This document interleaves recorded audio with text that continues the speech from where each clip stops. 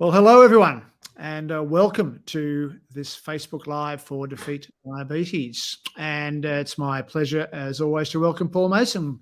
Hi, Paul. Good evening, Peter. Now, I always enjoy these chats because I always learn something, and I'm sure today will be no exception. So what we're talking about today is Ozempic. Ozempic. It's the buzzword in nutrition and weight loss and diabetes at the moment. And we thought we need to explore this a little bit more. So I'm going to pick your remarkable brain, Dr. Mason, on Ozempic. But first of all, we're going to start absolutely with the basics. And what is Ozempic? Ozempic is the trade name of a drug called Semaglutide, which is a medication that is injected once a week. It is currently approved for use in diabetes and nothing else. It's not approved as yet for use in weight loss, although it's being used what we call off-label.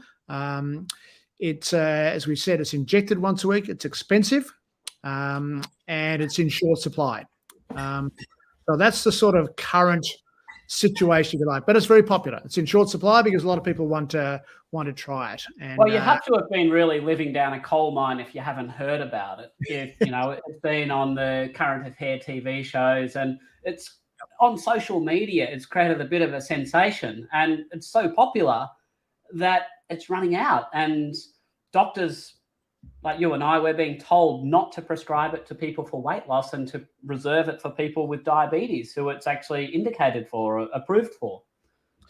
All right. Well, tell us, Paul, let's take us back and tell us what is Ozempic and how does it work? Well, as you said, it's an injection and it leads to magical weight loss. But the beauty about it is that this is a game changer drug in a way, because up till we had this, there was really no effective weight loss medications. We used to give people stimulants, basically like, trying to put them on a ecstasy or something like that. We're basically giving them quite similar drugs that were equivalent to that. And they obviously have quite nasty side effects and not withstanding shortened lifespans. So not great. This came along and sort of changed the game. But what I want to posit today is that this injection mimics a healthy ketogenic diet. Or, on the other way, if you can't get this drug because it's in short supply and you've been losing weight with it, you could try keto. So the way it works is it's very, very interesting. So we used to think that the level of sugar in your blood determined how high your level of insulin went. And that's only responsible for about half the effect, or less than half, because you've heard me refer to insulin as the hormone of obesity before. Insulin is a key hormone that makes your fat cells get fat. It stops you burning energy, whatever energy you have coming in. If you've got very high levels of insulin, it'll take that energy, stuff it into fat. You won't have much energy to move around and be energetic. You'll feel lethargic, but your fat cells will be gobbling it all away. Now, we used to think it was just a level of sugar in the blood, but then we had a look at some very interesting studies, and we've found that if you give somebody a drink of glucose, let's say containing 100 grams of glucose, and give somebody an IV infusion where you put a drip in a vein and you bring the blood sugar level up to the same amount that you would have if you have that glucose drink, then you'll have more than double the release of insulin when you drink it than when it goes through a vein. And that's because you have got what we call nutrient sensing cells down the gastrointestinal tract that actually detect the nutrients and the energy from it, and they send a signal to the rest of your body, to the pancreas, to tell it to release insulin. Now, the easy way to think about this is that between your mouth and your anus is a long, hollow tube. It's about 10 meters long, and it's all convoluted and wound up. But in reality, if you could stretch it out, you'd just have this long tube. And the top part of that tube, near the mouth, actually secretes a hormone, and we'll just abbreviate it, called GIP.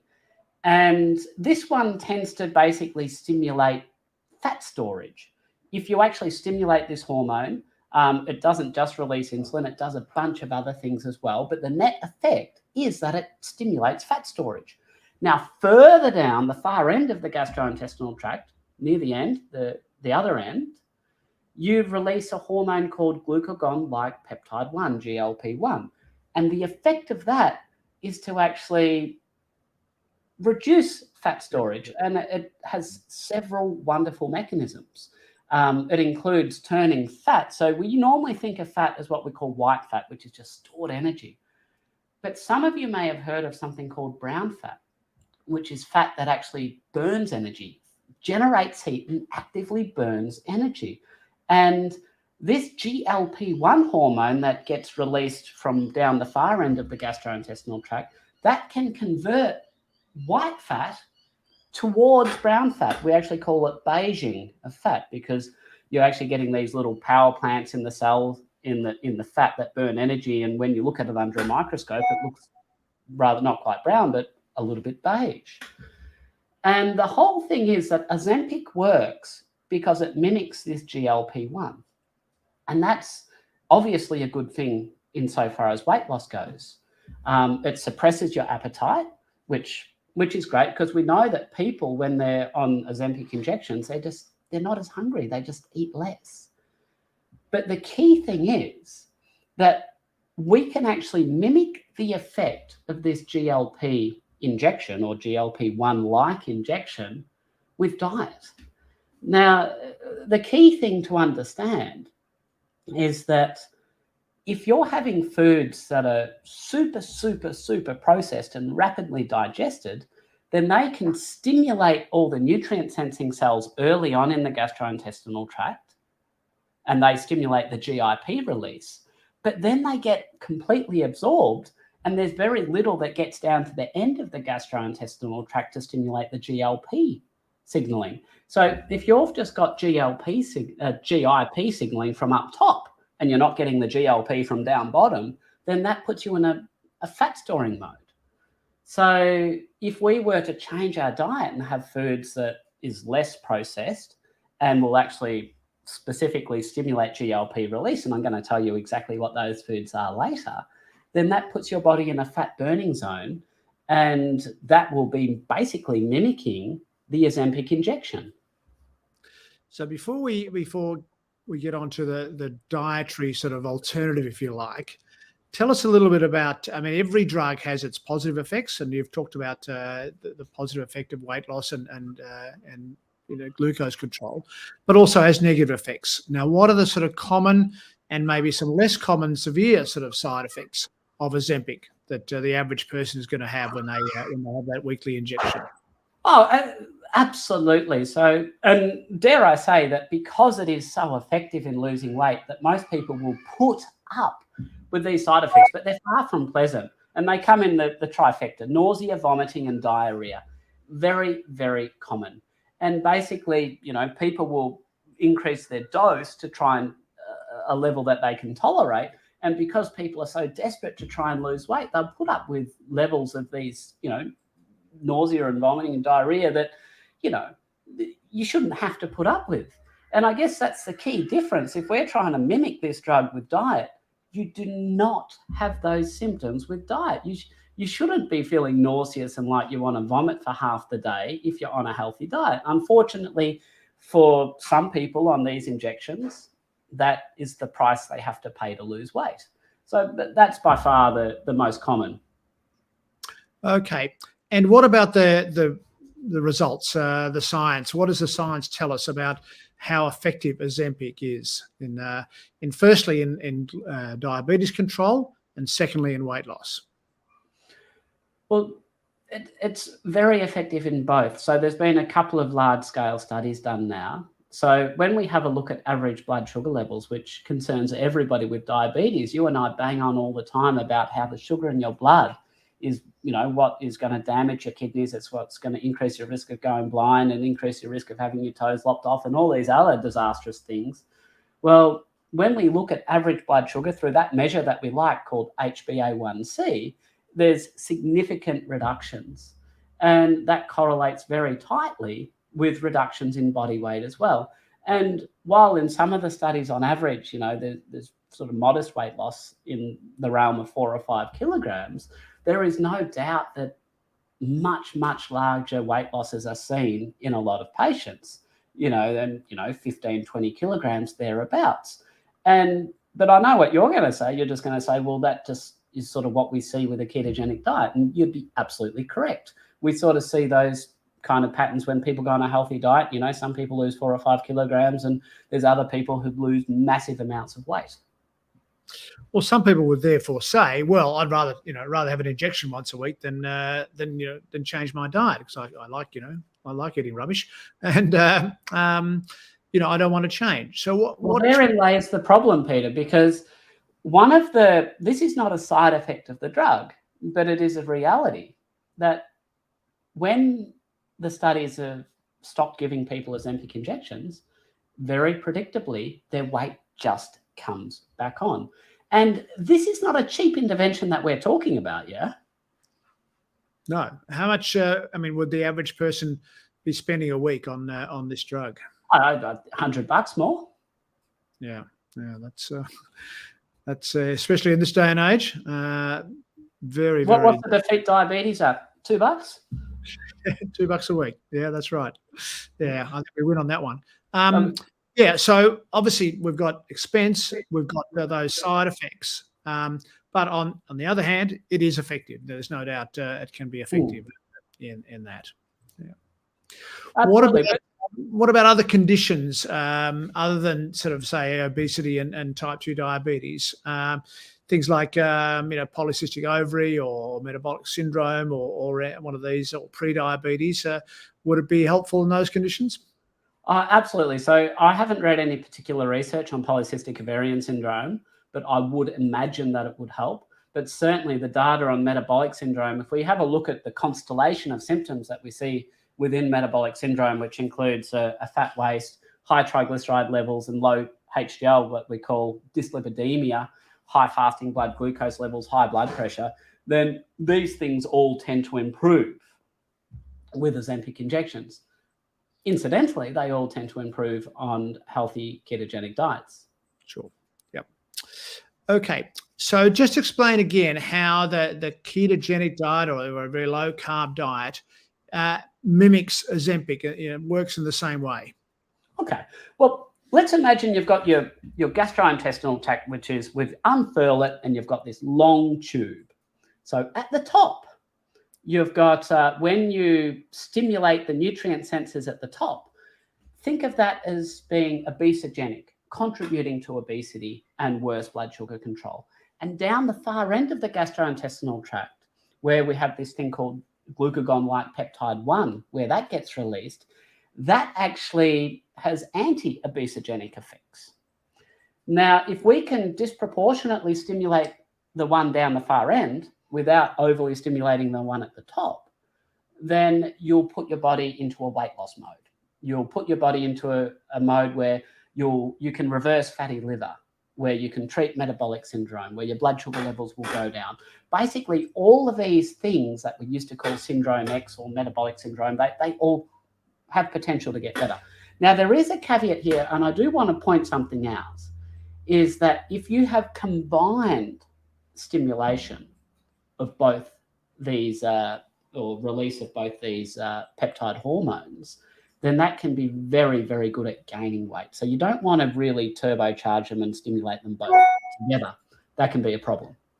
So let's talk about exactly. So you can imagine that if you've got something that's very easily digested, which means it gets very easily absorbed across the walls of your intestine. So as the food's passing through the tube, it's actually passing through the wall, it's being taken up and assimilated into the body. Now, if something's very readily digestible, in particular carbohydrates for the one at the top, then that will stimulate the release of the fattening one, and it won't reach the far end where it can sort of have the counter effects, where it can sort of balance it out.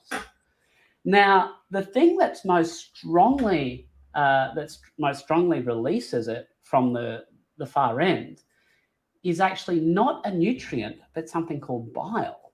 Now you're thinking, well, what does that even mean? So you would have heard of the gallbladder. I know you know about the gallbladder. So the gallbladder is a little sac, and it's full of something called bile, which is like a detergent. And when you consume a fatty meal, this gallbladder squeezes out, so it squirts this juice into the intestines where it can mix with the fat, and that it's like a detergent, and that helps the body actually absorb the fat. And then that bile ends up traveling right through to the end of the gastrointestinal tracts where it gets reabsorbed. Now the bile, this is actually what is a very strong stimulus for release of the good one. Now that that's very unscientific, but we'll just call it the good one. So this releases the good one from the colon, which is absolutely fabulous. And we know that fat is actually what stimulates the release of bile in the first place. So the key point here is that fat consumption actually leads to an increase in glucagon-like peptide 1. And this is why when we've done these studies of people on high-fat, ketogenic style diets, and we see that their rate of energy metabolism is increased, because you know that when we compare, we've done studies, group of people on a high-carb diet, group of people on a low-carbohydrate diet, and what we actually see is the people on the low-carb diet, even without trying to do anything, just sitting on their tushes all day, they're burning 300 kilocalories more energy per day, which is the same as riding an exercise bike for an hour. So this is why when you consume high-fat meals, your energy expenditure actually increases. And we know that fat is very, very, very necessary to actually get this good effect. Now, the problem comes with what we call the donut effect. So you and I were chatting off air before about the donut effect. So a donut, what is that? A heap of fat and a heap of sugar, or rapidly digestible carbohydrate. So with the donut effect, the sugar will release the early incretin hormone, and the fat will release the so-called good one, but because they're working together, they work synergistically to increase fat storage a lot. So you really don't want to be combining fat and sugar, or fat and carbohydrates. So these things like, how do you like to have your potatoes? Covered in butter. Yes.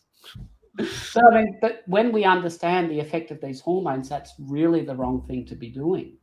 Having carbohydrates with fat, so things like potato chips, they're very fatty and we blame the fat on it. It's actually the combination of the carbohydrates and the fat that makes it a problem. So the best combination is protein and fat. So so protein really doesn't have too much of an effect on these, and the fat has a good effect. So if you're having, fat and protein, fabulous. But then the question is, well, I want to have a bit of muesli. I want to have some carbohydrates. I want to have some carbohydrates. Is there any better type of carbohydrate to have than others? And this is where they've done some really clever studies. So they actually grind up flour from really coarse grains into the finest flour you can get. And they've done studies where they actually have a look at the hormone impacts of those different foods. So it's exactly the same amount of energy, exactly the same proportions of carbohydrates in each meal that they were giving to these test subjects. What was different was how fine they were. And obviously, the finer they were, then the more rapidly digested they would be. And they would find that the more processed the food was, then the worse it would be in terms of the ratios between the GIP and the GLP-1. So if you're going to have carbohydrates, then make sure they're not overly ground. They've done this with apples as well. They've given subjects raw apples, and then they've given them apple juice to the same amount, and they've had a look at the effects. And one of the effects of this, the good hormone, is it actually suppresses your appetite. So they measured the degree of hunger that people were feeling in the 2 hours after a meal. And what they found is when they consumed apples, then they had a good degree of fullness about half an hour after a meal, and that would reduce over the next couple of hours. But if they just had the apple juice, then it barely touched the sides. And then they said, well, what happens if we put fiber back in? Because, we take all good fiber out. And we're always told that fiber is good for satiation and so on and so forth. So they added the fiber back in, no difference. Not a lick of difference. What it actually is, it's the structure of the food itself and how rapidly digested and absorbed into the body it is that will affect whether you have the good or bad ratio of these hormones. And just to take it a little step further, and I hope you don't mind me geeking out a little bit here, but they've actually done some studies where they've put foods into petri dishes with digestive enzymes and had a look at how rapidly they get broken down. And they found that that little test in the petri dish will predict the ratio of hormones that gets released. So we've got very, very good evidence that it's this processing of food that can actually upset it, even though you might be having the exact same amount of carbohydrate and energy and so on and so forth. The more processed it is, the worse it is. And I guess this comes back to your favorite saying, which I've adopted: just eat real food. It's if it's in a package and it's been ground through a machine and industrialized and all of that, chances are it's not going to be that good for you.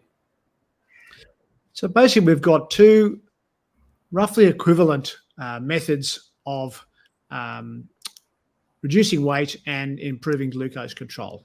One is a drug that needs to be injected fortnightly and has side effects in many cases and costs $100 a week.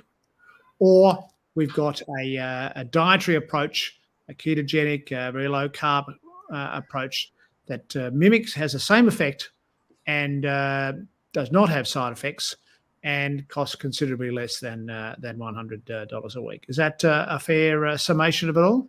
I think absolutely. I think it is. So I've, as you know, I've dug into the science a little bit and had a look at the mechanisms of each of them. And certainly we know that for some diabetic folk, that the release of this glucagon-like peptide 1 is actually somewhat attenuated. It's a bit reduced. So the healthy diets take a little bit longer to have that same effect. But in the long run, the outcomes are going to be the same. You're going to have it a lot cheaper. You're going to have it without all the nasty side effects. And you're not going to be faced with the problem of what happens when your money runs out and you stop injecting this drug. I mean, are these people thinking that they're going to inject it for the rest of their lives? Because the reality is the studies show that when you stop the injection, the weight comes back on. Now, that's also true for diet. The diet that gets you skinny is the diet that keeps you skinny. But I would argue that it's a lot easier to maintain a healthy diet for a long period of time than it is to inject yourself. So what does it say about our society that people are queuing up to spend $100 a week and have this injection, and they can't supply enough of the drug? There are so many people who want to do it, and yet it's so difficult to get people to embark on a diet that has the same effect. It's fascinating, isn't it? We all want the quick... I don't think it's a commentary on individuals. So I'm probably going to be a little bit kinder than where you're going to. I think it's a commentary on our education. And I think it's a commentary on what people know and the fact that people have been misled. So, I mean, look, I was reading some studies today. So as I said to you that, this bile actually stimulates the release of the good one potently. And you can actually take tablets that actually mimic the bile. It's got an awfully long name. It's called ursodeoxycholic acid. Now, I was actually looking at some of the research on that today, and I thought, well, if this bile is so good, what happens to people when they have their gallbladders taken out surgically? Because that's very common. And you and I have talked about this. We've been on Q&A panels in conferences, and we've answered questions on this. And what I did not know then, but I do know now after looking at this research, is that having your gallbladder taken out increases your risk of significant weight gain and increases your risk of poorly controlled diabetes. And I posit that that is because you're losing this effective bile stimulating this good hormone, this glucagon-like peptide. You're losing the effect of releasing that. Now, when I was looking at some of the papers that demonstrate this, I was very disappointed. We'll say disappointed because the researchers acknowledged, they said, yes, these people had had their gallbladders out, and yes, they did gain a lot of weight. And in both the historic papers I came across, the researchers implied it was because the patients were no longer sticking, they were no longer adhering to their low-fat diet.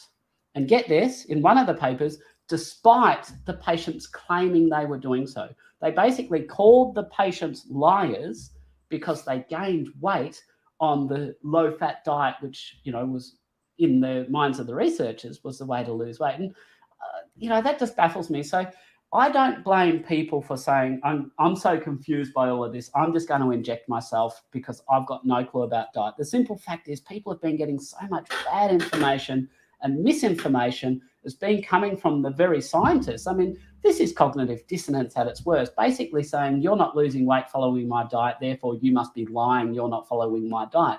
They didn't have, you know, the academic, you know, their pride didn't let them consider the fact that they might be wrong. They, you know, it just blows my mind. Yeah, I think that's a very bad habit that doctors have, that when things aren't working, that they blame the patient rather than than take responsibility for it themselves. They might have the wrong diagnosis or the wrong treatment or whatever. So yeah, well, look at David's comments that have popped up on the screen. I've used Ozempic together with Diabex metformin for 2 years, where the breakthrough came when I joined Dr. Brukner's program 6 months ago. I lost 18 kilograms, so he's now down to 85 kilograms. David, well done, David. I mean, great result. Yeah, look, we've got lots of people online. It's fantastic. One question that's relevant to your comment on bile, Paul, was so what happens when your gallbladder is removed? Well, this is the problem. So diabetic control gets worse, people gain weight. So all of these metabolic benefits that you have from this bile are likely to be attenuated. Now, so that then got me thinking, well, what happens if you take a bile tablet? So we can take what we call these ursodeoxycholic supplements. And I was absolutely blown away by the level of research that demonstrates that the benefits from things to Alzheimer's and dementia, to blood sugar control, to, you know, fat burning, so multiple areas of health. There's been very good quality research done on this supplement. So I would also suggest, if people really like the medical model of weight loss and they're saying, no, I'm going to do diet, but maybe I want to take a pill or have an injection, then it would be worth having a discussion with your doctor about bile salts, and ask your doctor, like me, very recently, probably won't have heard of them and will probably need to look up the research. But I'd be confident that anybody looking at that kind of research with a balanced perspective and understanding how safe these supplements are would be comfortable prescribing them. The problem is they're not cheap themselves. I think it's about $100 for 100 tablets or something like that. So about $1 a day. So significantly more expensive than the app, but still a heck of a lot cheaper than Ozempic. Right. So Deborah's saying, so those of us without gallbladders should take bile salts. I was told. I don't know. There's been no good studies on that. So I'm just presenting the science. I just say that we know that there's worse outcomes in people who have had their gallbladders out in terms of these metabolic things. And I know that taking bile salts appears to be beneficial from everything from fatty liver to diabetes. Now, the connection is, has anybody ever done a study on taking bile salts in people who have had their gallbladders out? So I haven't dug into the literature enough, but, and, you know, I wouldn't be confident to tell people to go off and ask your doctor for that in that situation, but I certainly know it's something I'll be considering in my own practice. Right. Okay. We've got a number of people online who've had sort of pretty nasty side effects from the Ozempic. We've got one. Someone says, Ozempic triggered pancreatitis for me. I stopped taking it. It was very interesting to learn about the effects of gallbladder removal too. What else have we got? Now, there's some comments about the cost too. There's a number of people making comments about the cost and how expensive it is. People are saying it's cost. They've bought it for, let's see, where did I see? There was $160. Someone said, Rhonda said she pays $160 a week. But interesting comment that Steve made. He says, well, Chemist Warehouse shows Ozempic at $131.99. So that's $30 something a week, not $100 a week. But as David points out, that's on the PBS. So that's only if you're diabetic registered with Diabetes Australia. Unless you're a diabetic registered with Diabetes Australia, you can't access Ozempic on the PBS. So yes, if you can get it on the PBS, it's probably about $30 or $40 a week. Otherwise, it's well over the $100. And you have to meet quite strict criteria, including being for the management of type 2 diabetes. And it's the simple fact is, there's more people in my clinical experience who want to use it for weight loss than there is who are wanting to use it for diabetic management. Sure. There's some comments about Trulicity. Adrian was asking, what is the difference between the drug Trulicity and Ozempic? Do you know much about Trulicity? Well, they have different mechanisms. So if I'm correct, Trulicity is a DPP-4 inhibitor. Let me just quickly check that one. So DPP-4 inhibitors have a very different. Duaglutide, that's also a glucagon-like peptide mimetic. So that basically works the same as Ozempic, but just on a different time scale. Right. Now, I've had a number of people asking, what about combining Ozempic and a ketogenic diet? How would that go? Well, it would go very well. If you can put up with the nausea, you're not going to obviate the obvious drawbacks, which is the expense and the side effects. Having said that, my understanding of the biochemistry is that they would probably combine synergistically. Now, it may not be a doubling of effect. I would imagine it would be a marginal increase, but I would still think it would be a significant margin. Yeah, we've got a comment from Liz Fraser, who's one of our favourite G'day, Liz. Hi, Liz. Liz says that diet and drug can be used together. I prescribed Ozempic for a patient who was doing ketogenic diet for multiple health problems, including background of reversed type 2 diabetes, but still obese. The combination has resulted in a 12-kilogram weight loss so far. So, but she's also prescribed for 2 people who have not lost weight, even doing keto carnivore. So, yeah. So thanks, Liz, for those comments. A few more people talking about side effects. Diane says the side effects of Ozempic are absolutely awful. I felt like I was being suffocated by being strangled around the throat. Oh, that's not very nice. What else? Sorry. Okay. Now, Alicia has an interesting comment, Paul, that we get a lot of. Alicia says, I get so hungry and I crave carbs or something sweet. I'm nervous about eating too much fat to reach satiety. Do you have any advice or tips? And I think a lot of people, we've been so indoctrinated about the evil of fat that I think everyone is terrified of eating too much fat. And what's your response to that, Paul? Well, the interesting thing about that question is craving carbs but fearful of consuming fat. To me, the carb craving suggests it may not be hunger, but it may be something different. So we've talked about this before, understanding the difference between hunger and cravings. Hunger is a physical need of the body. Cravings is a chemical need. Cravings, we've heard of stress eating, is basically when you get a warm hug from when you consume food. That's the whole premise of stress eating. So what actually happens is that when you eat carbohydrates, and especially sugary and sweet foods, you get a release of a chemical in part of your brain called the mesolimbic pathway. That chemical is dopamine. And dopamine is the feel-good chemical that we basically get a warm hug from the food. So if you're in need of a hug, then you'll have cravings. Now, the way to distinguish is if you have a steak in front of you and you're looking at that and saying, I'm really hungry, but I don't want the steak, then that is not truly hunger. What you're experiencing is a craving, and it's basically representing a chemical need of your brain.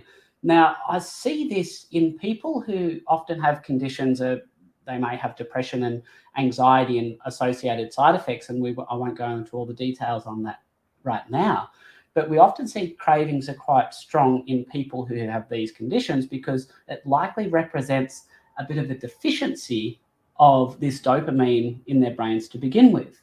Now, the thing to understand is that as humans, we are hardwired to chase dopamine.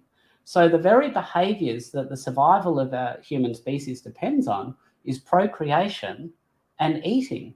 And both of those behaviors are driven by dopamine in the brain. That's why we like to engage in these behaviors so much, because our brain releases dopamine, we feel great.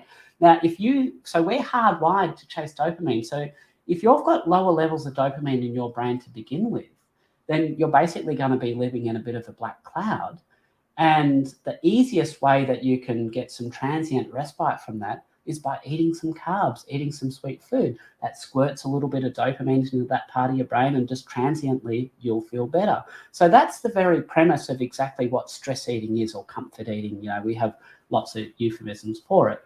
So there is unfortunately not a simple solution to that, because we really need to go back down into the whole physiology and look at, you know, what are the complicating factors that might be leading to an insufficient neurotransmitter or dopamine production within your body. And that can include nutrient deficiency, that can include inflammation, a lot of different things.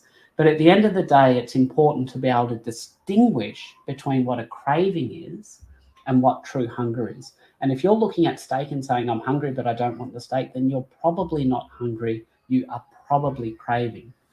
And the tough thing is there that even if you did eat all the fat that you could, because it doesn't cause that dopamine release in your brain, you're probably not going to feel, it's not going to meet your need in the same way that sugar would. And your need at that point in time is for dopamine in the brain.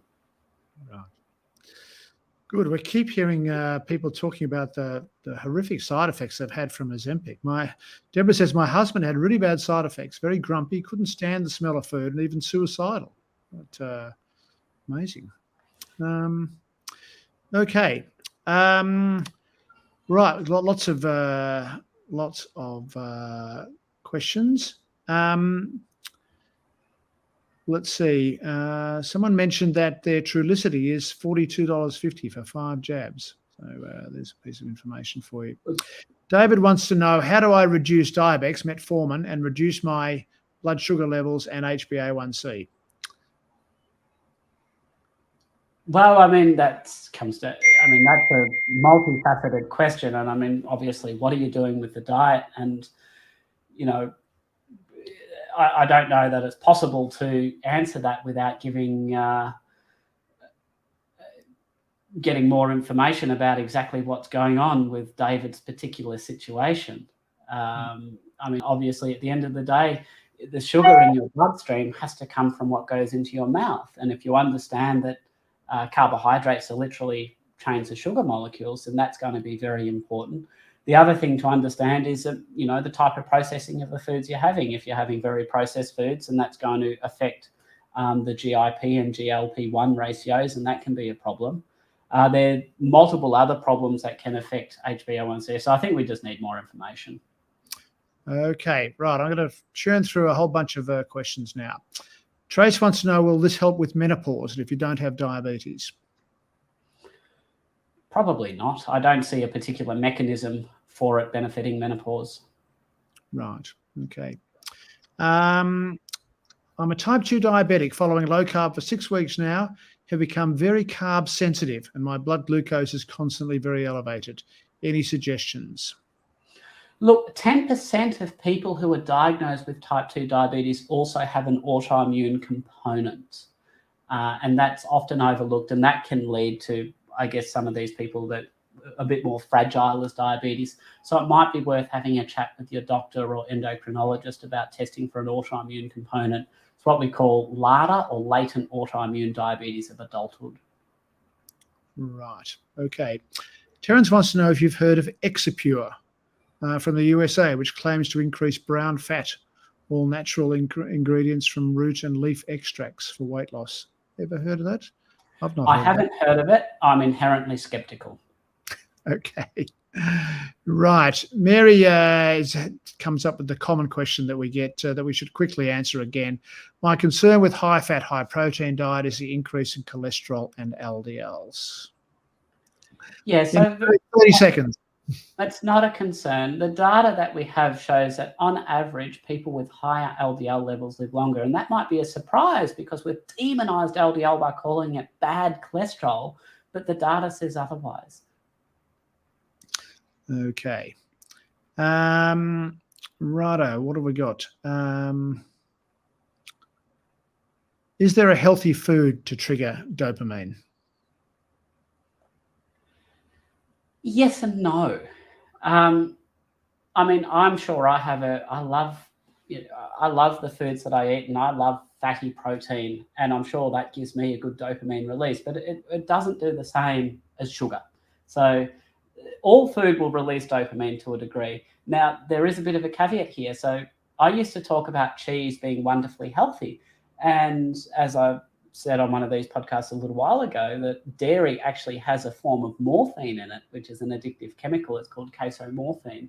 So I used to say, well, you'd get a good release from dairy, but dairy is no doubt, if it agrees with you, and it doesn't agree with everybody, but dairy, if it agrees with you, that will give you a good hit of dopamine because of the casomorphine. Right. Okay.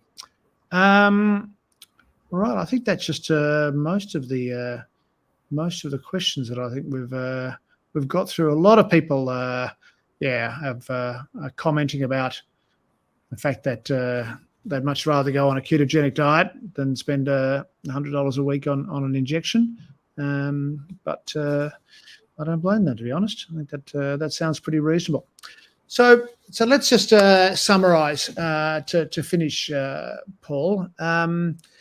Obviously, Ozempic can be very effective. I think we have to acknowledge there is no doubt. It's great for weight loss. And very tempting as a result. But there's certainly some cautionary tales there. Well, I'll be honest, in the back of my head, when you've just been reading out all these people talking about different side effects and some significant, quite serious side effects as well, I'm wondering how much of these side effects have actually been officially reported and tabulated in the official data. So we often know that they have post-marketing surveillance for drugs when they're released, and often the full extent of drug interactions and side effects and problems comes out in post-marketing surveillance. And I'm wondering if this is what we're observing here today. Yeah, fascinating. Well, look, I hope, I'm sure our listeners do have a better understanding of how Ozempic works, the pros and cons, and the fact that a ketogenic diet in many ways mimics this drug. So Paul, thank you as always. It's been fascinating, as I knew would happen. I've learned something myself. Fascinating stuff about the hormones, about bile, and about dopamine, which I've heard you mention before, but it's always very interesting. But so thank you for your time. Thank you, all of you, for joining us and for your questions and for your comments. And we look forward to seeing you next time. Thanks very much.